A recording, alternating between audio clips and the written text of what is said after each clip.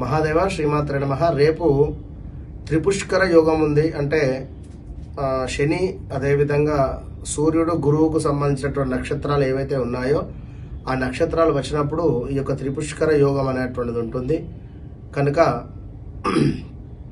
రేపు త్రిపుష్కర యోగం ఉన్నది కనుక మీరు తప్పకుండా కూడా ఈ యొక్క త్రిపుష్కర యోగాన్ని మీరు వినియోగించుకునేటువంటి ప్రయత్నం చేయండి. ఎందుకంటే రేపు మంగళవారము, కృతికా నక్షత్రము, సూర్యుని నక్షత్రము మంగళవారము ఉండడం చేత అదేవిధంగా ఈ యొక్క దీనిని కృతికా నక్షత్రము సూర్య నక్షత్రం కనుక ఏమైనా మీరు ఒక 2 వీలర్ కానీ, కారు కానీ ఇలాంటి వెహికల్స్ కొనుక్కునేటువంటి సందర్భం ఉన్నట్టయితే శుభమే.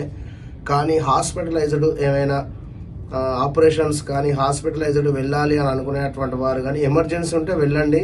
కానీ ఏమైనా ఆపరేషన్కు సంబంధించినటువంటి ఉన్నట్టుంటే అది నెక్స్ట్ డేకు అలా పోస్ట్ పోన్ చేసుకోండి. ఎందుకంటే త్రిపుష్కర యోగం అంటే ఇది ఏది చేసినా కూడా ఒక 3 సార్లు మనకు రిటర్న్ వచ్చేటువంటిది. కనుక రేపు మంచి పనులు చేయండి. బంగారం కొనడం కావచ్చును, అదేవిధంగా కారు కొనుక్కున్నా మంచిదే రేపు. లేదా చక్కగా సుబ్రహ్మణ్యేశ్వర స్వామికి అభిషేకం చేసుకోండి. ఎక్కడైనా దేవాలయంలో చక్కగా చిన్నపిల్లలకు నోరు తీపి చేసేటువంటి ప్రయత్నం చేయండి.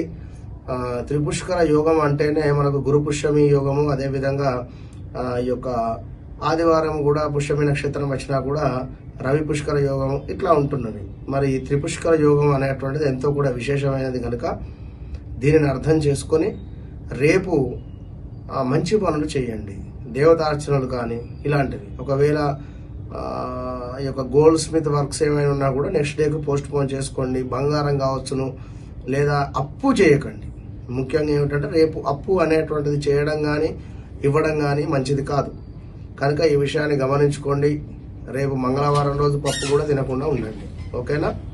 All the best.